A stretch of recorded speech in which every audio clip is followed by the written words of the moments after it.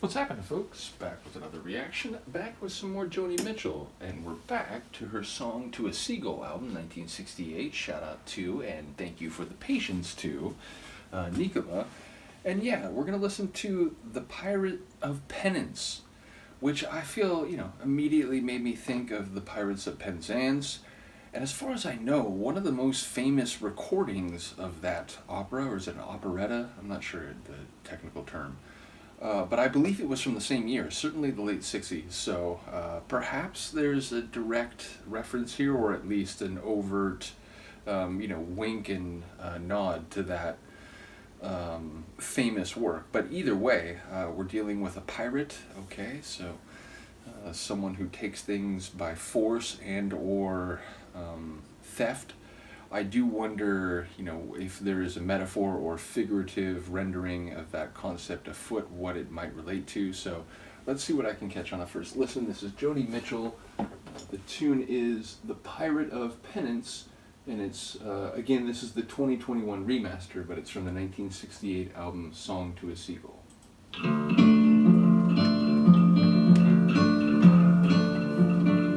The pirate anchored on a Wednesday,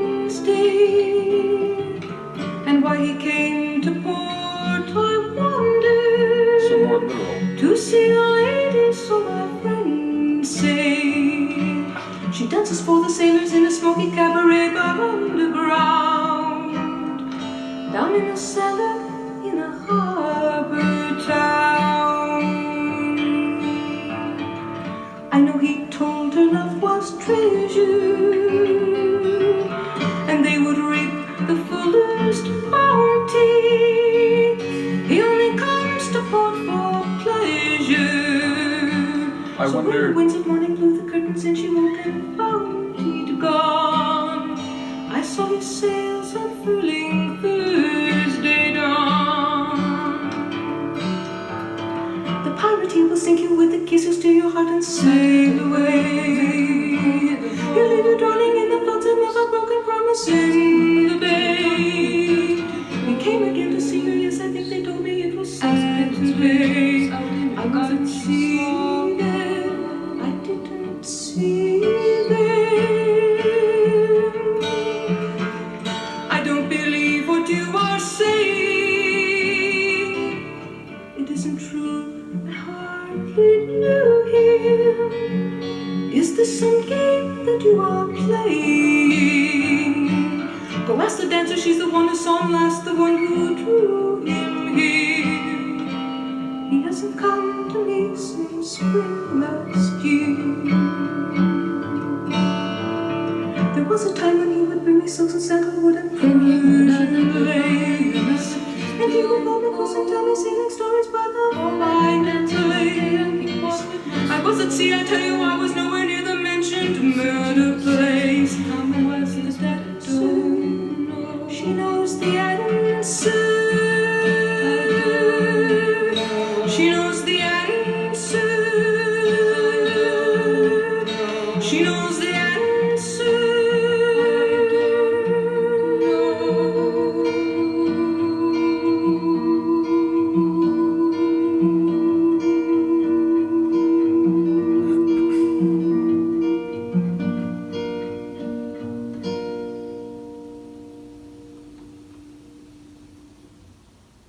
Holy smokes.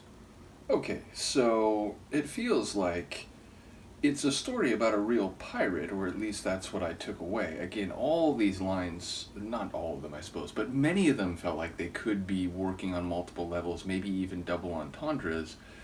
But if I'm reading it right, it's a song about a pirate who steals hearts when he comes into these harbor towns, and perhaps, stole the heart of this particular dancer, but maybe did so by telling her a pack of lies that, he's going to be there and he's not going to abandon her or break her heart or anything. So it feels like an assessment of a third party observing this, but then there's suddenly like a violent act, a murder is afoot, and then perhaps the sailor is saying that, like, no, or the pirate is saying, I was at sea, like I couldn't have possibly been at the scene of the crime when it happened.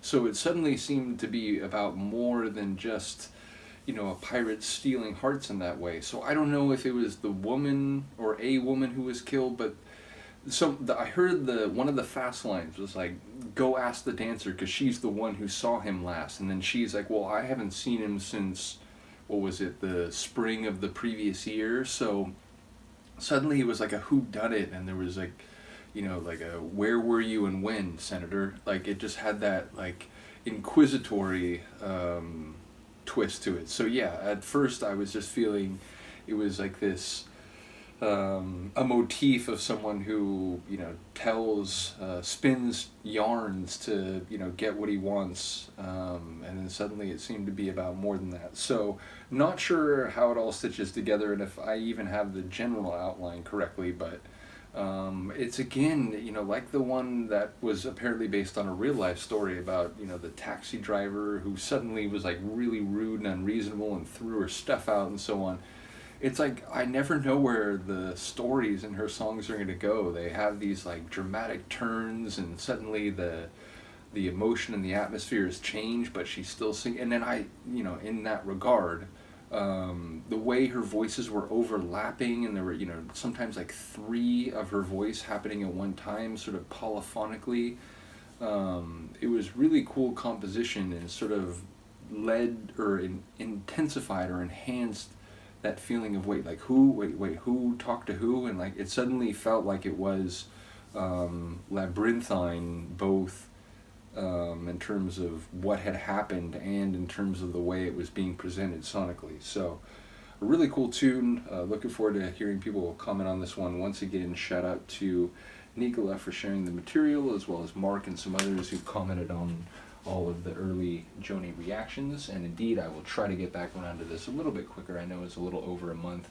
Didn't think it had gone quite that long, but I suppose, as I go through more and more deep dives, that will inevitably happen more. Not so much that I will intentionally delay things, but just that it'll be like, oh shoot, I forgot to get back to that one. So I will do my best, and indeed, any friendly comments are always appreciated.